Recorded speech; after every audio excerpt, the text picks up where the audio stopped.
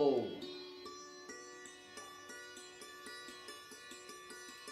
आज हम बात करेंगे एक ऐसी चाय के विषय में जो आपकी कफ खांसी को दूर करेगी।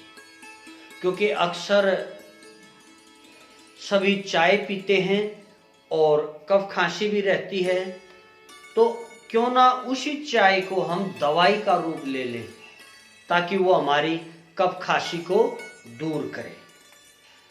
इस चाय के लिए जरा ध्यान से सुने और इसको इसी रूप में बनाएंगे तो आपको अच्छे परिणाम मिलेंगे। 5 पत्ते अमरूद के लें, कच्चे पत्ते लें, ज्यादा पके हुए भी नहीं लें, कच्चे पत्ते लें। 5 पत्ते अमरूद के, 2 काली मिर्च और 1 ग्राम मुलैठी लें। 1.5 कप पानी, जो एक चाय का कप होता है उसके अंदर 1.5 कप पानी लें।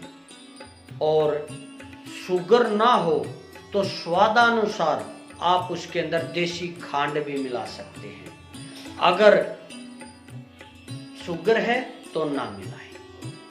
अब उसको अच्छे से उबालिए और जब आपका चाय का 1 कप रह जाए तो उसको उतार लीजिए, छान लीजिए और फिर उसको आप पीजिए।